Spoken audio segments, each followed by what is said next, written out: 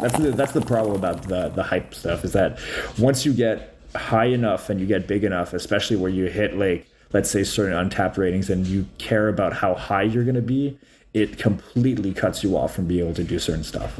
Hey, what's up, Vox and Hops heads? I'm Matt, the vocalist of Cryptopsy and the host of the Vox and Hops Metal Podcast, brought to you by Sound Talent Media, where I sit down with fellow metal musicians to talk about their lives, music, and craft beer. I hope you've been having a glorious week. I most certainly have been. Why? Because yesterday I dropped a new collab beer, and I'm so excited about this beer. It is with an excellent, amazing brewery from here in Montreal, and we're going to talk a lot about them in a little bit because this episode is all about them.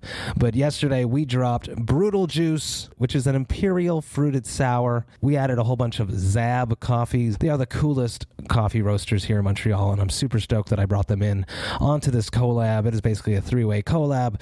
We put some of their Colombian coffee in it. It is absolutely delicious. We also put some maple syrup in it. We put some dark fruits into it, and all of that packaged up became Brutal Juice, and I'm super stoked about it. And you should go pick it up if you can in Montreal. It will not be around for long, I can guarantee you that. This brew will be gone very soon. Before we jump into today's episode, I'd just like to ask you to follow the Vox and Hops Metal Podcast on the podcast platform of your choice. But more than that, I'm also asking you to rate it and write a review, because when you do that, more people just like yourself will be able to discover the Vox and Hops Metal Podcast. You should also sign up to the Vox and Hops Metal Podcast mailing list. You can do that on my website, VOXandHops.com. That's VOXandHOPS.com. And when you do that, you shall receive one email a week containing all of the details of everything that happened throughout the past week in the world of the Vox and Hops Metal Podcast, including all of the details for any episodes which I've dropped throughout that week, if I've been a guest on someone else's podcast, as well as the links to the upcoming live interview, Thirsty Thursday Virtual Hang, and the updated links to the Brutal Awakenings playlist, which is available on both Apple Music and Spotify, and is curated by my man, Jerry Monk, the metal architect himself. Do yourself a favor, sign up to the Vox and Hops Metal Podcast mailing list. This is a party that you do not want to miss. Now, this is an awesome episode with Derrick Robertson and Zack Heuff of BreWskey, one of Montreal's most exciting breweries. I am a huge fan of what they do, and they just dropped Brutal Juice, so I'm very, very stoked about that. This is Vox and Hops episode number 255.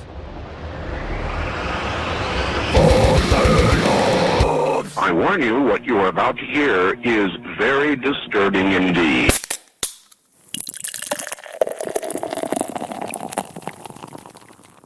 Hey, what's up, everyone? Today I am with Derrick Robertson and Zack Heuff of BreWskey.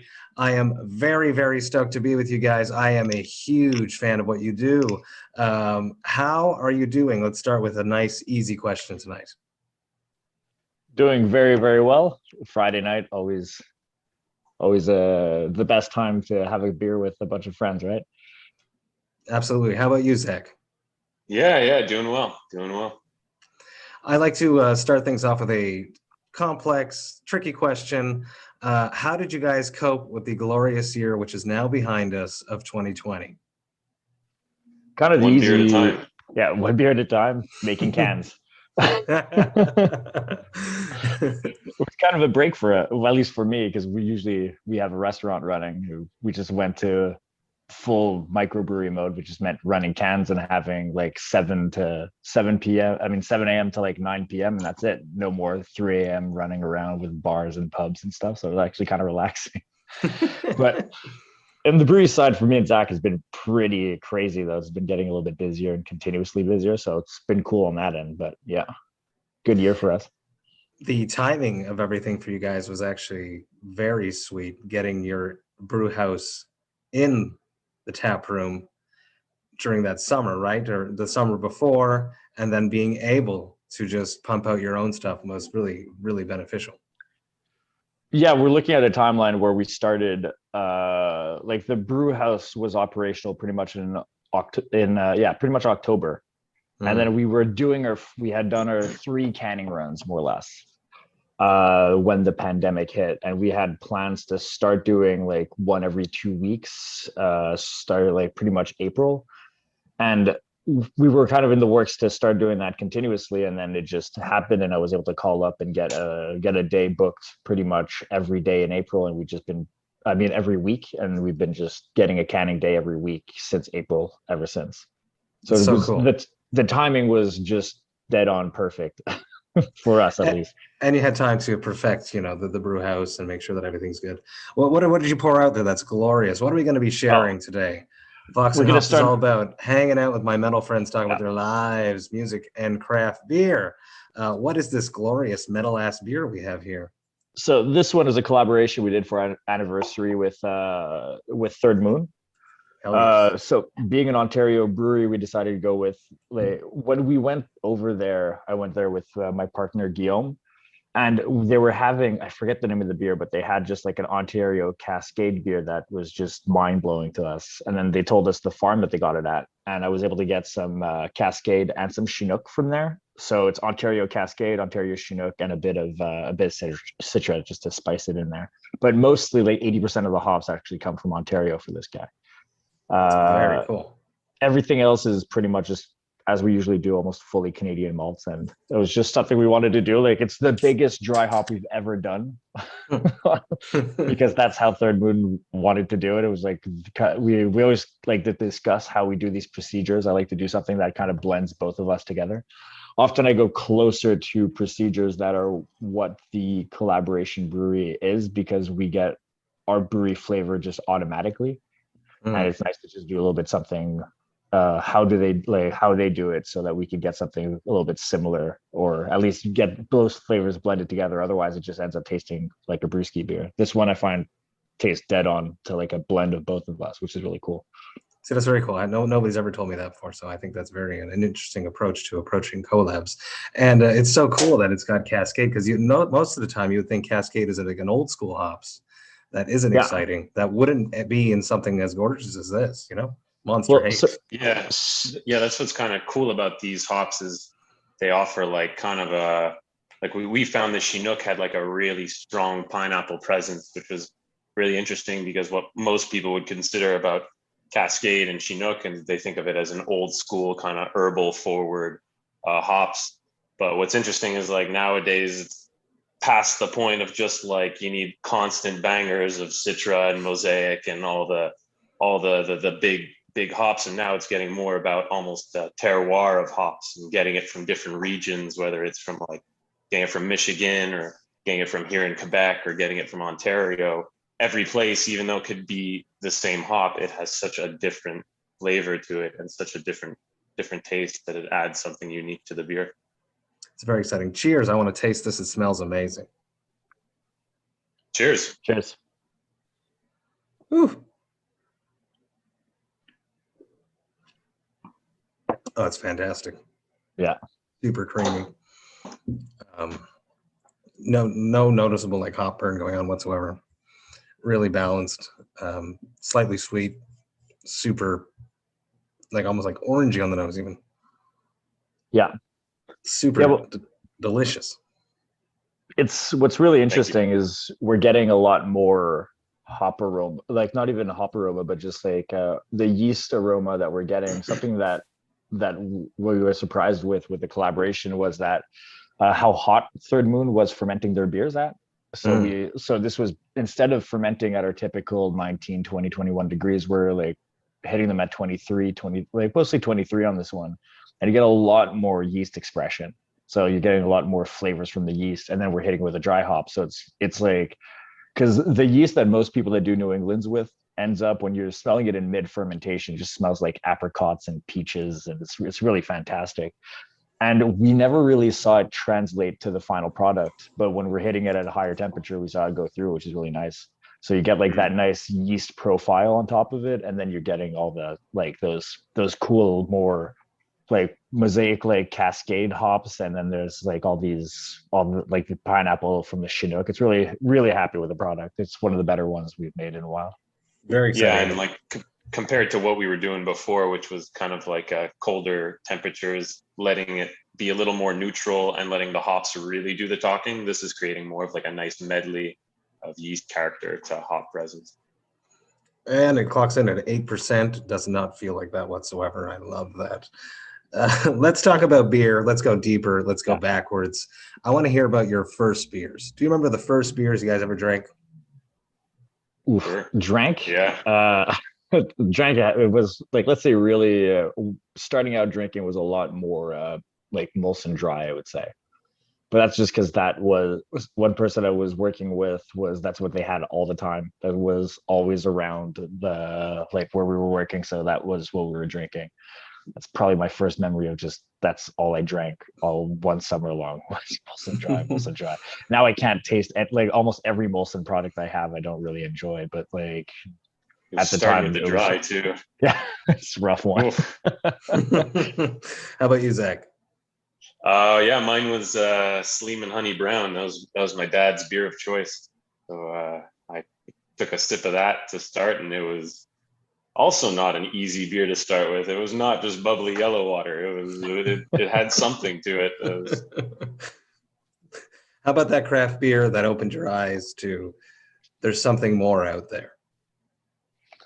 I'd say to me it was pretty much Dogfish Head. Like because in Quebec we get so many. I was getting into beer more and more because I got into I got more into making beer before I started getting into drinking different styles of beer, which got me into getting like tasting different things from SAQ, seeing what was better. But then it's not just kind of going down that Belgium rabbit hole where Unibrew was fantastic, all that stuff, but it's like still all Belgium. And then you try Dogfish Head, and it's just like, what is this? Because like just a crazy idea. We just throw anything at the wall. You do something weird. You're like weird different ingredients, weird different like everything was just kind of wild. And that's what really opened up my eyes to like, this is not beer isn't just kind of this Belgium yeast heavy sweet product. It could be all this crazy other stuff. Very cool. That's all very close to metal and music. Yeah. I like that. How about you, Zach? Yeah, I mean, I was a little later to the party, so I probably I always knew of craft beer. I would do like I would go to breweries. I would do like you go to the breweries, you get their red, you get their white, their Wurst, you get all the kind of typical ones. I can't say any of them ever stood out to me, but I would do La Fins du Monde as well, the really standard Quebec craft breweries. But then probably the one that really blew my mind and like probably changed it all for me was Tamaya from La Gabière. Really? Yeah, that was the first time I realized that you could achieve flavors like that just from hops, Yeah. That it didn't require fruit, that it didn't have to be Saint Ambroise with pineapple to kind of pamplemousse to grapefruit.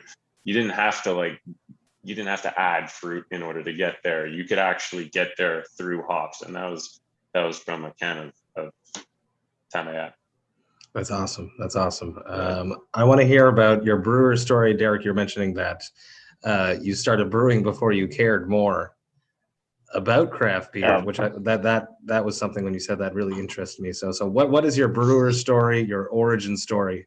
Why do you brew craft beer for a living? Well, like the origin is kind of easy. I was in university and I was trying to find a cheaper way to drink. It's kind of drinker on a budget. Why not have a hobby? Just start making beers. Like I went to, I don't know, like watch 2 YouTube videos possibly. My dad had a book that was like the joy of home brewing. They just had that at home, so I started reading that. But then I went to a homebrew store and I bought stuff.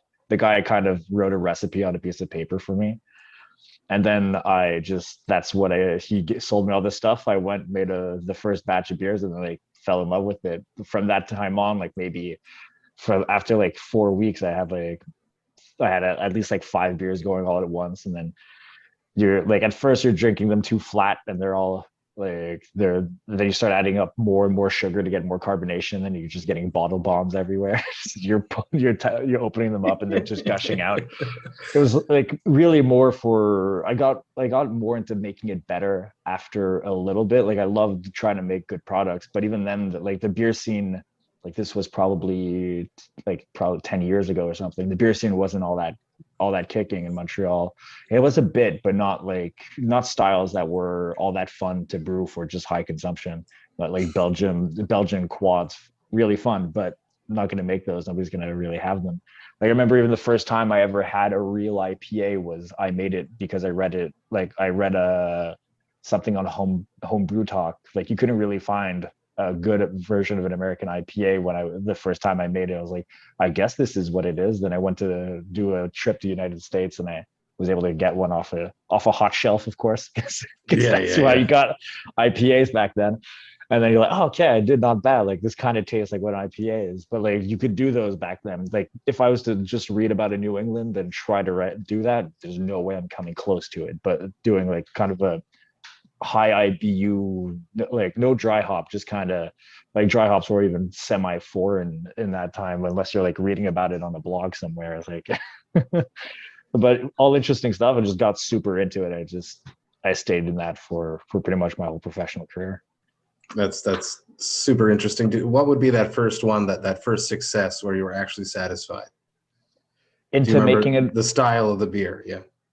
In style of a beer, I'd say the first beer came out, like as usual, the first beer came out actually pretty good. And then the next three were not that great. And then like starting slowly realizing what you're doing and what like sanitation and what actually, like the first times I didn't even know what yeast was. I was like, I go to my homebrew shop and I'm like, so I've heard that it's good to throw the bottom of my tank into the next one. Does that help? You guys like, yeah, that's where you used it. So, like, I have no idea what the hell I'm doing, just kind of winging it because the information was kind of lacking back then. So it was when I went to all grain where I saw a big change in the difference, where I stopped necessarily just trying to hit like alcohol or like trying to make beers for all my friends that would come over to have beers. It was just like, okay, finally let's start doing these interesting products.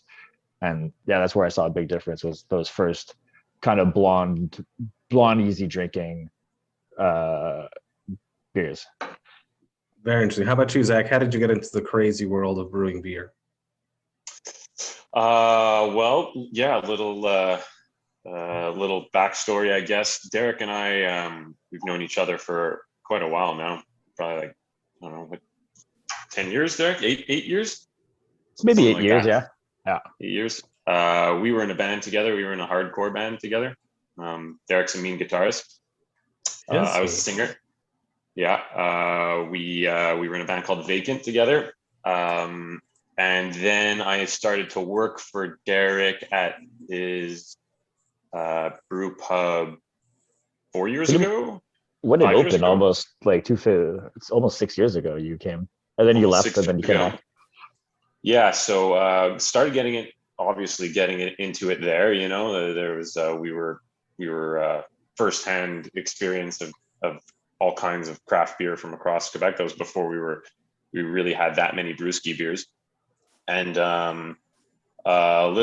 fast forward a little while later, I got so into it that I wanted to do a YouTube show called Porno. We wanted to essentially go brewery to brewery in search of the best beer that we could find. Let's spell that out for my listeners. I was gonna mention. what is it called? It was back when I only had a mustache. So it's porno, but it's spelled Pourno, like a porno. It's exactly little play on words. Yeah, a lot of slow motion pours and whatnot. Continue. I apologize. Yeah. No worries. So essentially, our first trip, we were lucky enough to sit down with. We went to Treehouse, we went to Trillium, and we went to the Alchemist. We did a New England tour, and we were lucky enough to sit down with John Kimmick, and just sitting with him, listening to him talk. We sat for a really long time. We talked for a really long time, and just seeing like the passion of it all, and just seeing the creativity, the mixture of art versus chemistry versus technicality. Just the whole ins and out of it was so huge and so big that it was really, really inspiring. And there was just so much to it that like I just couldn't get enough. So I got back from that trip and I immediately went to Derrick and I was like, I don't even think I waited till the end of the trip. I think it was like mid-trip. I was like, Derrick, I need to know everything. Please take me under your wing. Teach me. And I caught the bug, you know, like everyone. I couldn't get enough. I started reading everything I could. I started trying to learn everything I could. I brewed every weekend that I could with my older brother Dave. I'm sorry, shit. I didn't even. Excuse me. This was all with Dave, of course, who is my older brother. He was the director and editor of Epic Mealtime. Oh, very cool. Yeah, so he was the one who created all of these fantastic videos. Essentially we got back and both of us, we were just super into it. And Derrick was obviously the best man to go to learn everything we could from him. And still learning today and haven't looked back since. I think episode 2 is you doing your first brew, or is it that episode 3? That's episode. That's episode 2. No, that's episode 3. I think. Yeah. So it's kind of pretty cool that you can go and actually watch Zack do his first beer. It's filmed out, and like not many people get to have like that kind of mark in time of just like my whole life is documented. You could probably find my bar mitzvah videos too on YouTube if you look hard enough. First time I ever went to BreWskey was in the smaller location, which is still open to this day, which I think is something super cool. I remember walking down those little stairs and getting the vibe of it and just saying, oh, I like this. It's cozy. It was a really hot summer day, actually, I remember when I went. And I had Peanut Buster on tap. This is many years ago. I can't remember how many years ago. And I had a great time, enjoyed it. I then went back and interviewed Craig from the BAOS podcast there the first time that we met face to face, and that was in the new tap room, and you guys have just opened that. And if anybody hasn't been there yet, you can definitely check it out once we can go back, of course. It's just so beautiful, just so open and spacious, but you kept both locations open, which is super cool. Talk to me about that. Well, I mean, we're in the same building and everything, so it was always kind of a weird question, but because we were, even when we were talking about opening up the second location, people kept asking us, oh, you're going to close the pub? We're like, no, we're not going to close the pub. It was never a question for us. It was such, like, we're still in love with it today. That's why, like, we're, like, right now we're taking all the time. We're taking the last year to fully renovate it so we can kind of get something, like, more functional and faster to be able to keep like the service upstairs going. And we didn't have we had backdoor fridges and stuff, but just like for us, that was the heart and soul of what BreWskey was. Everything around it was what we just built to try to almost support that, or just like the next visions.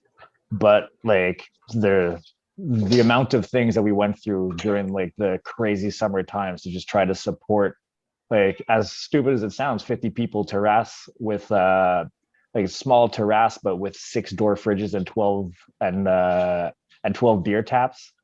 It was crazy to support because we'd get like 600 people on a Saturday. Wow. And we brought in a jockey for Grand Prix, which ended up like raining and not doing anything, but it just became like year 1, we put in a jockey and it never got taken out. So we ran, so it was 12 lines with 2 lines being, and then an extra 2 lines that were just on party taps so we could have hot beer being poured out, or else there was no way we were going to make it.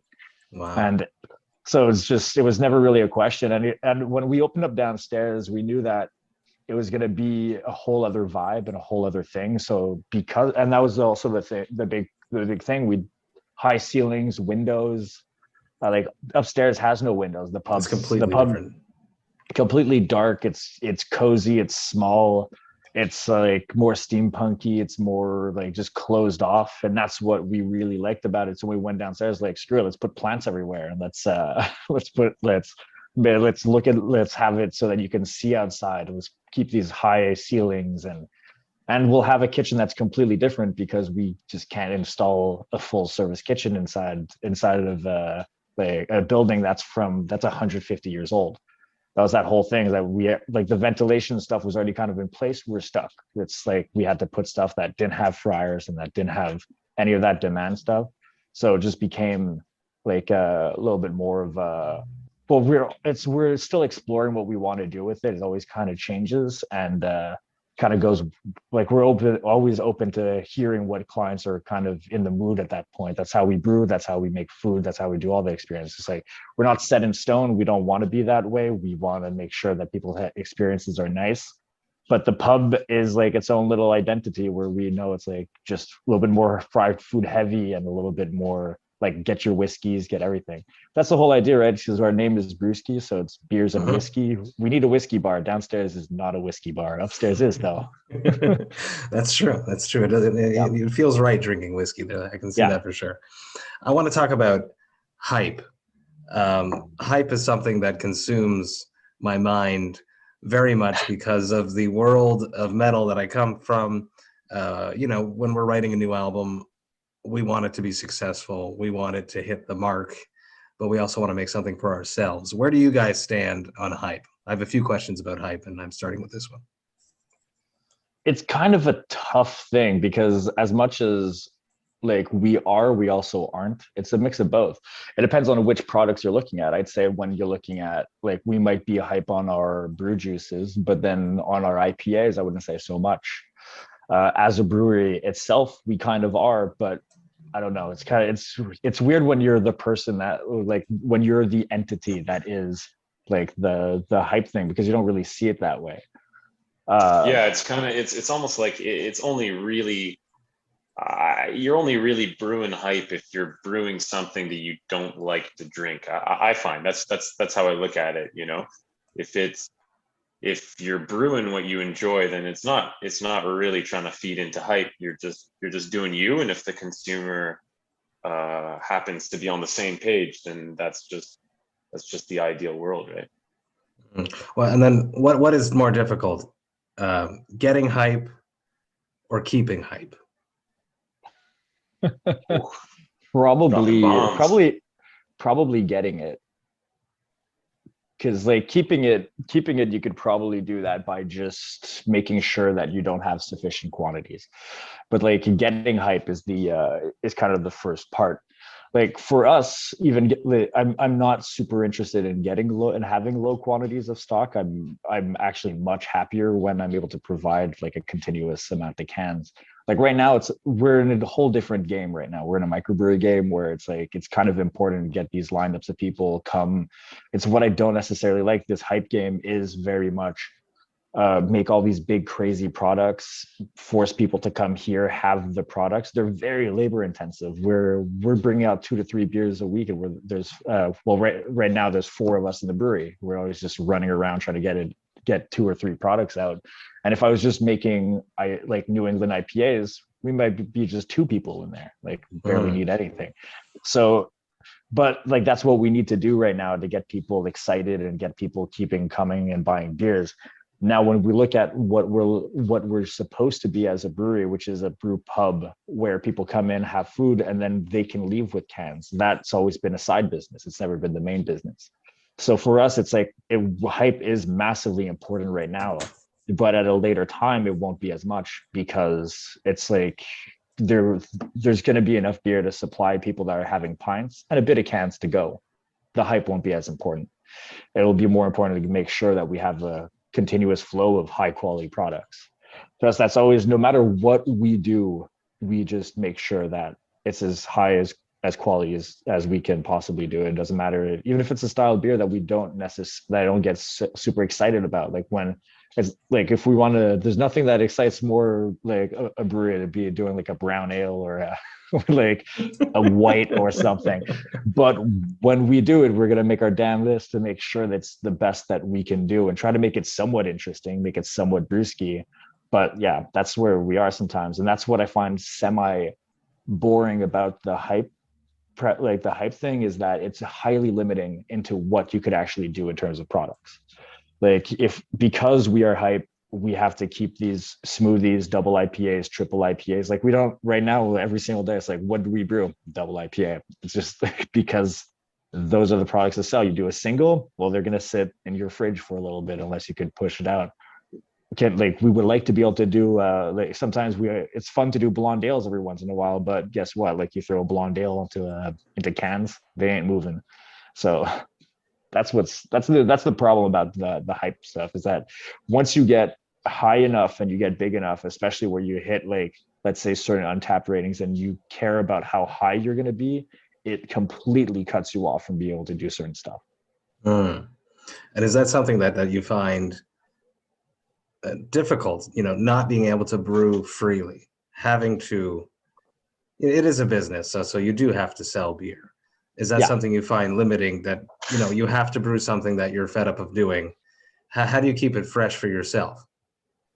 I would say we're never really, I'm never fed up of brewing a double IPA. I'm never fed up of brewing. It's just, it's sometimes fun. Like, you ask any person that's brewing double IPAs all day, what do they want to drink right now? It's most likely going to be like something nice and crispy. and like, unfortunately, it'd be something I'd love to do. Like, we like, Zach asks me every day to brew a Pilsner. Like, well, we can't spare tank space for the 8 weeks it takes to really do one. But we could do like things like ales, and we can't really do those because those are they're not interesting, and there's no reason for us to do them at a time where we're fully closed. So in a way, but what we have at the brewery is that we have that big system, and then we have the small one. The small one allows us to be a little bit more experimental and do a little crazier things. Like, I kegged today a crispy blonde, which is with Kvike ale, Kvike yeast. Yeah, just like kind of getting our reps in for the summertime and seeing if what we can do as interesting blonde products. But so in that way, it's not very limiting. We kind of are using that small system as much as possible to do interesting stuff. But I mean, if I'm going to stores and I'm buying stuff, I'm only buying pretty much double IPAs and single IPAs, and so it's not boring for me to do those styles. I love doing those styles.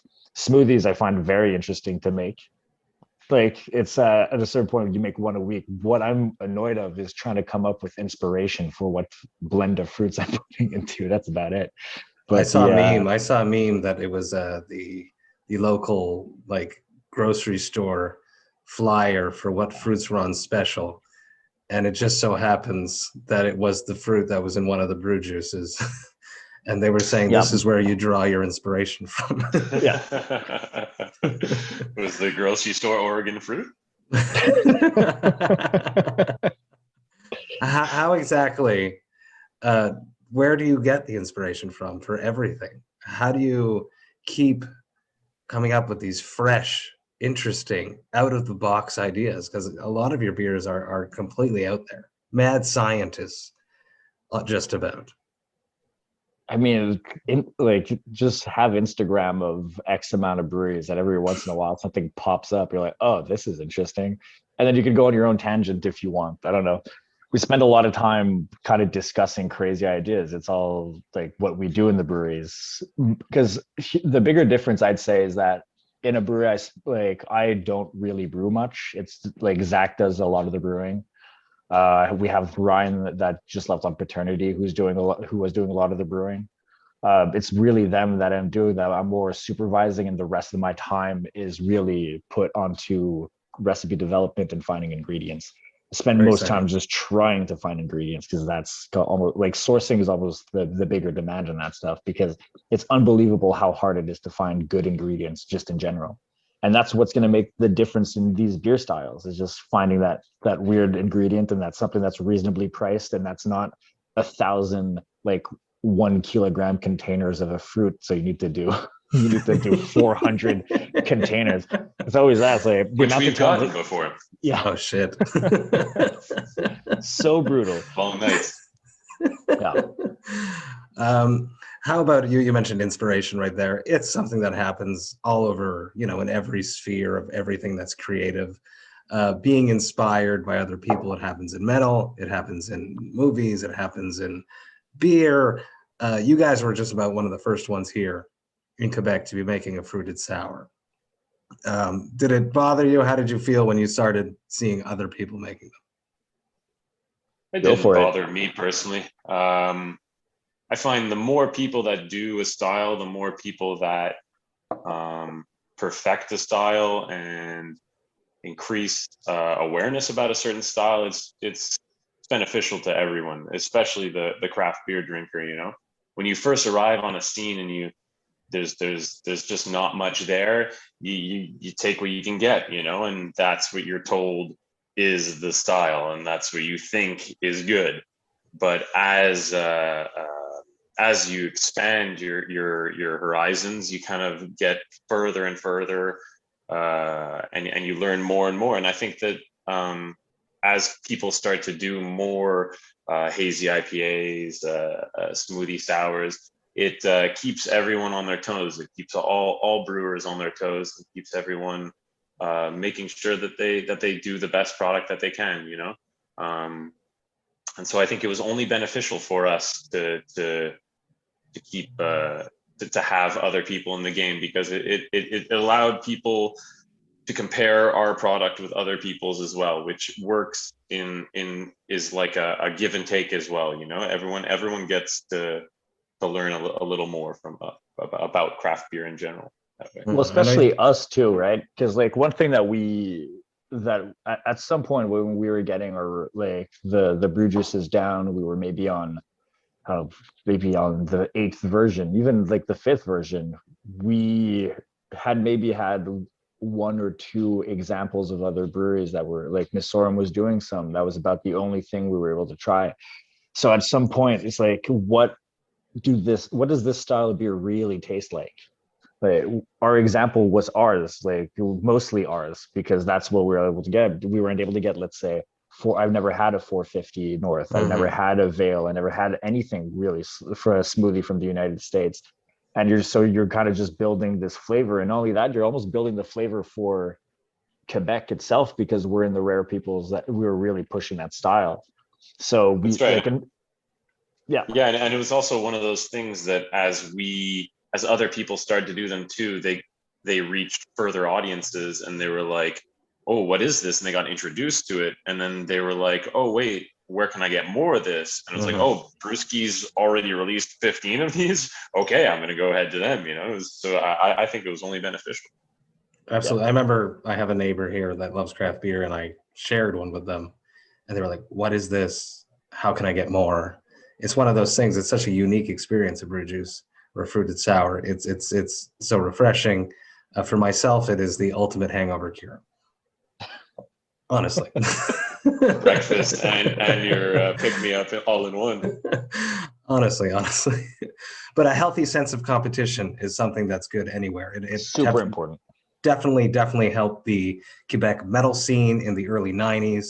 You know, Cryptopsy, Cataclysm, Gorguts. Everyone was basically jamming in the same place, and they were all motivating themselves to be better. So that's something that happens in the craft beer scene as well. Yeah, it's something that I find when we look at like kind of the region that we're at right now. I find that like Montreal is in this like Montreal and a little bit of the Laurentians and Gatineau, everything. We're like in the tight little knit thing where, especially COVID, seemed to have shut like us from a little bit of the stuff around the world. And so we're like kind of looking in and going, okay, and like every time we get a product from somebody, it's like, okay, time to up our game. It's always that competition. If you don't have it, if you don't have something there that kind of pushes you forward, going, I'm going to be better than this, and we're going to be better than them. And then you like, it's always friendly, right? It's always just like see each other, we have a good time. It's always nice to talk, but then it's like, we can do better. We can do better. We can do better. That's what it has to be, right? You have to think. Like you have to always be in, like, because we know how it is. Even when we brew stuff, we hit it out of the park every once in a while. Every other product is like, okay, this is great, but then you get that banger one. It's always about finding that consistency, and every brewer is kind of like that right now. You get like that, like every once in a while, you're like shocked on how great this one product is, and that becomes the new. How do we get this? How do we hit this level again? Yeah, absolutely. And if no one ever did a dud, then when we do knock it out of the park, we wouldn't really be recognized for knocking it out of the park. It would just be another brew juice. Yeah. And I think you hit on something right there. The Quebec scene blew up so much in the past year because we had no choice, because we couldn't go down and rely on Vermont beers. Yeah. Absolutely. I agree. We had to create it ourselves, so that's very cool. One last shitty question, then we're gonna have fun. Negative reviews. Negative review. Sorry, I'm gonna get this right. Negative reviews. How do you handle negative reviews, and what is your approach with them? I'd say to me now it's not so bad. Like because when we opened up the bar 6 years ago, it was like TripAdvisors and Google, all the stuff where they were few and far between, and they meant the difference between, like, we're in a touristy area, right? So it's kind of the difference between like how many people are going to be coming. If you had a few good reviews on TripAdvisor, it meant you were going to be doing, like, there's going to be a lot of people coming. If somebody gave you a bad star review because something, it could knock down. If you had so little, it would knock down your average so greatly that it would affect, like, that next week's amount of people that were going to be coming in. So having lived through that was like really that was a lot rougher than negative and positive reviews that are now. Like anything though, everybody always puts more value on what negative reviews are. You just scroll through all the top stuff and then suddenly you hit like that 2-star review, like 2-star something. But at this point we're like on the only Untapped, one we remember, right? But like right now on Untapped, we're like at 63,000 reviews. So it's no longer like, oh, okay, something. Just even on Google, BreWskey's at 1,600 reviews. At this point, it's a hard moving ship to like move what the whole thing is. They're valuable. It's always worthwhile to necessarily read because it kind of puts you in line with what people are thinking about your product at this point. And it's nice. What's actually really good about reviews is sometimes you don't have a product on your shelf anymore and you're like, how is this actually aging? And it's nice to have like a repertoire of, because recently I was looking at one of our peach IPAs that came out 3 months ago. It was crisp when it came out. I didn't have any left. And then I was looking at it and like people have snow globes going around. They're just like all the, like, it was a hazy and homogenized liquid. And now it just became like a little less turbid and a little bit more chunky, and you're like, oh god. Like, okay, fine, give me bad reviews on that one. I didn't know how that was going to last in the can after a month and a half. But yeah, it's always good and bad to go with them, but like to follow them up, they're fun to kind of keep track of. I'd say when we started up the brewery for real, like because we had always been contracting, it was a little bit more intensive because like it's a lot more personal than it was before we were brewing. But now it's just like, yeah, we have our audience, we have people that come to listen to us, and it is what it is. And I think that the only times that it's upsetting is that when we disagree with it. I think most often than not, when we see reviews, like, yeah, that's kind of what bothered me about that beer also. And like, that's kind of what it is. Like we kind of know what it's going to be when we put it out. Very interesting. Let's switch gears. Let's drink another beer. What are we doing? Something wild. When I saw this, I was like, "What is this?" So what? It came in a crowler, which I love. I love these crowlers. With my beautiful handwriting, nonetheless. Yes. Birthday caking. So this is a birthday cake smoothie. So this would be a brew juice with birthday cake. Does that make sense? No, it's not exactly that. It's close to it though. So being our anniversary last week, we decided, like, we were just making kind of an experimental brew juice because I got these new 2-barrel tanks in to do them. And I had bought just previously some cotton candy mix, just like the sugar. Really? Just because I think I had seen somebody post. It's all right. You could say it, Matt. You could say that's dumb. It's fine. He's the wizard. Like what Ryan says, like our one of the brewers just goes, "We make silly beers." So yeah, this one has just like has cotton candy cake, like the cake flavored cotton candy inside of it, with guava, raspberry, and passion fruit. Wow, very cool. Have you ever been to cheers? Have you ever been to had Loblaws birthday cake? I have not. No. Is that what this makes you think of? This is exactly what that is. Loblaw's birthday cake. Like, Lala's birthday cake. Woo. The icing. Sweet, tart, delicious. Oh, yep. super cool. It's an interesting one. It was actually kind of strange because like it was surprising how much the flavors popped once we put in the birthday cake. And what's actually stupid is that we had like 4 different kinds of cotton candy mixes, but this one was the one that hit it. We most of the times when we go, especially experimental, we don't know what we're doing. We're just kind of adding stuff until it tastes good. And then that's it. That's the product. That's the secret. That's kind of how we make almost every beer. The trick with cotton candy is to acclimate your palate to cotton candy mixture.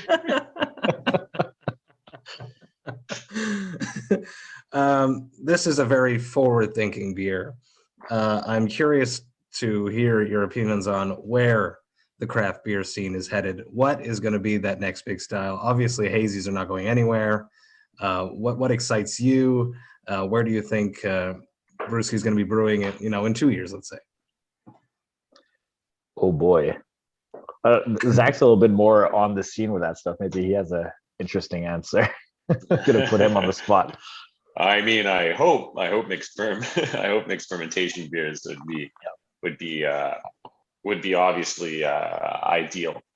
But who knows? I mean, that's the beauty of it, right? Is it could go anywhere at any time, and it's extremely unpredictable. And I think that's okay. That's how craft beer has always been, since like the days of Dogfish Head, of always kind of pushing the boundaries and going as far away from the Reinheitsgebot as they possibly could. It's just one of those things that people come to craft beer because it's exciting, It's something that is out of the norm.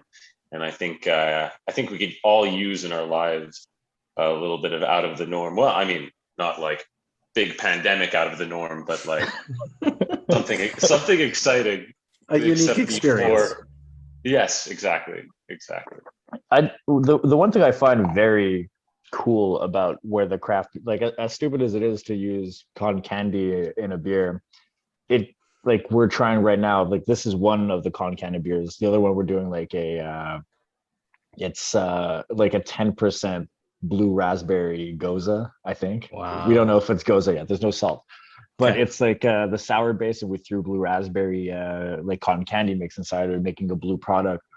And it's just you learn on those, even though it's as stupid as like how do you use cotton candy in something? How do you use like these like Oreos? When we did the Last Wish with Missorum, we had already had experience with Oreos because we had done like an Oreo beer before. It's like, okay, we kind of know how to deal with this. And every single time we use like a product, after you use it 2, 3, 4 times, you kind of get like these processes down. I love to make like to talk to Zach, and like we know what our cream cheese process is. It goes crazy. Our SOPs, which is just standard operating practice. Just like cream cheese SOPs, gonna go at it. Yeah. But it's kind of just interesting to go down the like, because even when I was homebrew, it was always that like everything but the kitchen sink mentality. You kind of just anything is fair game in the brewery. We just figure out as long as it tastes good. And like maybe it's gonna be like barrel aged mixed fermentation cotton candy slush mix with Oreos, and it's gonna taste delicious, but it's just like we don't really know where it's gonna go really. But it's all the stuff that's like that's what I find the most interesting part of the craft beer world right now. Is like we're pushing slushy or smoothie beers in one direction. Then we're doing like the pastry stouts where we're knocking the numbers as far up as possible. And then there's going to be something I think that's going to click off in terms of stouts that are going to find like a range of decadent, but that's not necessarily heavy either. Because like we're getting these numbers now that are just kind of ridiculous for like if you're drinking beer in like 2021, like watch out carb levels, watch out the amount of weight you can gain quickly on these things, because it's just like it's people drink differently at home than they do in restaurants. When you go to restaurants, you have to find your way back home, so you're like drinking these maybe easier to drink things. But people, like, we see what people are buying when they come at our place, and like they're leaving with all these big, thick double IPAs, Yeah, well, smoothies. that's it, right? It Like just gets everyone's been heavier and heavier. predicting the future of craft beer for so long now, and you've heard it all, right? You've heard the pilsners are making a comeback. You've heard that sours are the next thing. You've heard that it's hazy IPAs, it's West Coast IPAs, it's black IPAs, it's brewed IPAs. You know, you hear it, and I think that it's almost nice to like step back and be like, all right, I'm done trying to predict the future of craft beer, because that's becoming the future of craft beer. Is everyone just kind of, you know what I mean? It's just waiting to jump onto something else versus just owning what you're doing. Yeah, exactly. Yeah. Well, when I just look at what we've used in terms of ingredients and the kinds of products, everything we've done we're hitting like maybe a year, not even a year and a half. Like, I can't even imagine we were talking about 2 years down the line. It's double the brewing time, and we're like being able to put all these products out and more stuff out. It's going to be kind of crazy what we're going to be able to be comfortable at doing.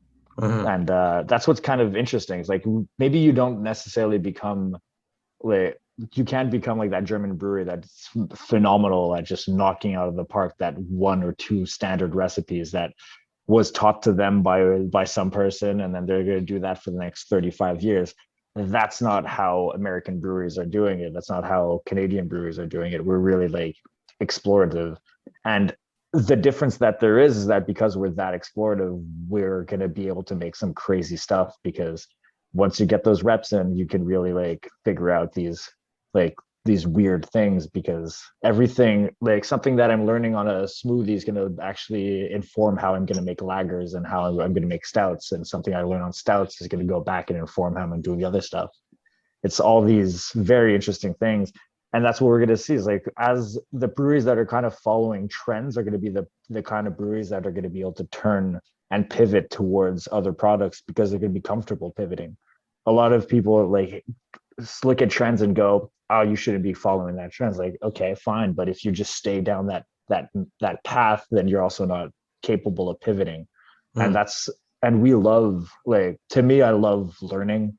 Like Zach listens to podcasts all day long. It's all about like getting this knowledge and listening to these people. And we love kind of just like trying something new. Let's see what the hell happens.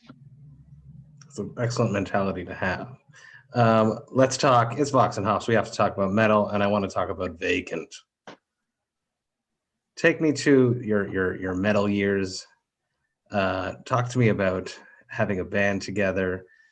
Talk to me about what you listen to. I'm very interested in the soundtracks of your youth when you were growing up. What were your metal bands that you loved, or your hardcore bands that you enjoyed? Oh man. Well, that was back when Derrick had short hair, actually, ironically enough. I was really as an engineer. I started off, I think, first band I listened to was Protest the Hero. Really? I heard Blood Meat on Much Music on cable TV when that was a thing. And from then on, I got super deep into Lamb of God. Yep. And probably, Randy Blythe is what got me into wanting to become a singer, and drastically changed the course of my next 10 years after that. From then I did multiple metal bands. I was in a deathcore band after my first metal band. Then I did a hardcore band, and then I went more around like the punk hardcore, closer in like the vein of like a Bane or oh shit, never mind. Oh man, I got the verse in my head. The verse is the band Verse. There you That's go. The name of the band. Excuse me. And so that's when Derrick and I that's when I started a band with the drummer Loic. It was a good friend of mine and still is.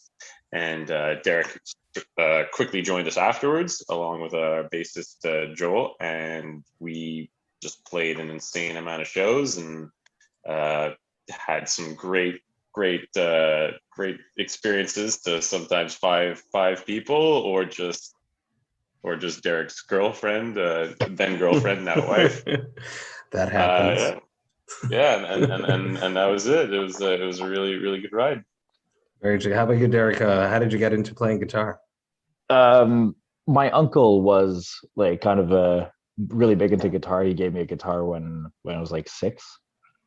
Very And nice. so I went through classical music for a bit, and then kind of completely lost touch because I was bored of learning classical music, and went to other styles of music. And then one of my friends in high school just started playing me Metallica, and I couldn't understand for the first time. And he's like, just try it out, keep listening to it. And I listened to it a few times and then just couldn't turn it off. And that, so then I picked the guitar back up because like, okay, I listen to stuff that now has guitar. I have one right there, and like just spent my whole time relearning how to play. Just like for the first maybe 2 years, I was just going hardcore into playing everything that was Metallica, and then got into just like more and more harder stuff.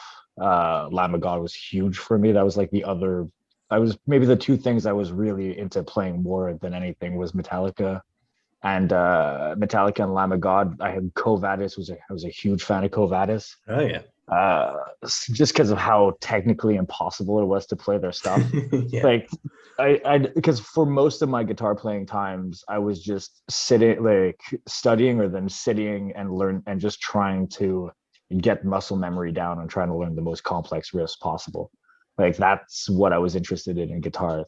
Like I had a hard time when I had to start playing with Zack because he was trying to get me to feel something. I was like, that's not how I play. I don't play blues. I don't play like I learn how to play. The most difficult part of teaching Derrick these songs were to try and get him to stop palm muting. Let it ring out, man. Hit the wrong notes. Do it. It's punk. Just trying to learn how to play that style. It was because I was just much more into math metal, or like I'm trying to remember. It's been like right now when I go to metal, I listen to Lamb of God, I listen to Gojira, I listen to some Quo Vadis. I like those are mostly what I'm hitting now. I try to remember like the other stuff that like that I was listening to back then, but more like once Death, I was super big into Death, like Killer band Death. guitarist. Oh yeah. Just the singing, everything, like the Sound of Perseverance, all that stuff was somewhat like I could just listen to that continuously. Like Crystal Mountain, yeah, my God, yeah. Yeah, so that's kind of like the path down there. And then got into Zack when he got me, when I started playing with him, the band was metal, and then he slowly converted it more and more into hardcore. I kept trying to bring it back. He's like, no, this is what I'm doing now. It's like, this is. What would have been your best show memory when there was people there? What would have been the best vacant show ever, and where was it, and what was the details of that show? I would say it was like the one we only really left Quebec once, and we went to Ottawa. Oh yeah, and Mavericks. Yeah, I don't know. Like it was just that small venue, nice little thing, kind of different. Yeah, it was called Avant-Garde. Was the name of the bar. One of the rare occasions that it wasn't kind of just like in Montreal, finish work, come run, go do this, do that. You're like kind of just getting that show done. Yeah, invite your friends. Hey, you want to come to a show, man? If you give them enough money, maybe they'll give you a pitcher of beer. You know, it's just what was the end of the band? What happened? Why is there no more vacant? Why do you guys not play music anymore? Oof. It was probably around the same time that you opened the bar, eh, Derrick? Yeah, because that's when Derrick left. It's your fault. It's your fault, Derrick. Yeah, what kind of happened was I was working full time as a consultant engineer, and then I got then I opened a bar, and then I was in a band. It was a bit much. Like I would be sleeping on the couch. They'd wake me up. I'd go play mediocre guitar. And then go back to sleep. He was the only guy whipping out like engineer schemes. I'm way out of my comfort zone. I don't know if it's called a scheme, but I'm going to call it a scheme. He was whipping out his little schemes in like a dingy metal bar that smelled like piss. And he's there typing away, building some brewery when we're like about to go on in 15 minutes. I love it. I love it. Yeah, but we kept going for like I think a year after that. I kept going with Vacant, and we played a bunch more shows, and we did a couple more out of town gigs and some stuff like that. We played with a band called Capsize from California. We did some cool shows, but yeah, you know, it's real life gets in the way, man. It's hard, but you have your passion of brewing, which is also an artistic output. So you're still fulfilling your artistic side there. Let's wrap this up with a classic Vox and Hops wrap-up question. I mentioned what my hangover cure is, but I am curious to know what you guys do. What is your hangover cure? I'd say a lot of coffee. It's pretty much the everything, and depending on if it's a work day or a weekend, then there might be just a carbonated beverage in there. Just try to bring you back up. Something low ABV though. How about you, Zach? It's Buffalo Bill's 10-piece meal. Replace the fries for waffle fries with an order of blue cheese dip, medium hot sauce with a can of Bush on the side. Is this breakfast? Well, I mean, you gotta get back into the day, man. You order it the night before and you just microwave it? Bedside table. I may have some experience with that. Whatever. Zach, Derrick, thank you so much for taking the time. Have a chat with me, talking about your lives, talking about your amazing craft beer, and talking about your life in metal. Super stoked that I had the chance. I've been a fan since the beginning. I'm going to be a fan forever. This was an honor, and I'm very, very stoked. Cheers, and long life to Pub BreWskey. Thank you, Matt. Appreciate it. Hey, thank you all so much for listening right to the end. You know that I love and appreciate that. Right after we wrapped up this chat is when I pitched them the idea of doing Brutal Juice, and I was super stoked when they said yes. Brutal Juice is delicious, and as I mentioned in the intro, if you have not picked it up and you want to pick it up and you're in the Montreal area, you should do that soon because it will sell out. It will be gone. This is the first Imperial Fruited Sour with coffee in it, and it's even better than that because it's got the Zab coffee in it, and I love Zab coffee. Massive thanks to Derrick and Zach and Guillaume too, of course, from BreWskey. I'm a huge fan and just super stoked that A, I got a chance to have a chat with you, and B, that we put out a beer together. That means a lot to me, and I'm very stoked about that. If you'd like to see how the whole beer came to be, I just dropped a mini doc about the whole creation of the beer, the whole brewing process. It was created by my brand new VOX&HOPS crew family. I'm very stoked to announce that Chris Kells, the bassist of The Agonist, and Mihaela Petrescu have joined the VOX&HOPS Metal Podcast crew. I am so excited about this, and this mini doc is truly amazing, so you should absolutely go check it out. You can see behind the scenes footage of how the beer got created, the brewing process, the canning, and it is just super sick, and I am so excited about having these new crew members as a part of the podcast. Do it, check it out. I put the link to the mini doc in the description of this podcast, and it's all over the VOX&HOPS social media accounts. If you enjoyed this VOX&HOPS episode, you should absolutely follow it on the podcast platform of your choice. But more than that, you should also rate it and write a review, because when you do that, more people just like yourself will be able to discover the VOX&HOPS Metal Podcast. You should also sign up to the VOX&HOPS Metal Podcast mailing list. You can do that on my website, voxandhops.com. That's VOXandhops.com. And when you do that, you shall receive one email a week containing all of the details of everything that has happened in the world of the Vox and Hops Metal Podcast. Do it. Sign up to the Vox and Hops Metal Podcast mailing list, because I don't want you to miss a single thing. The Vox and Hops Metal Podcast is brought to you by Sound Talent Media. I hope you have a glorious, glorious weekend. I will be back next week with 2 episodes, but until then, remember to enjoy life, metal, and craft beer. Cheers, Vox and Hops heads.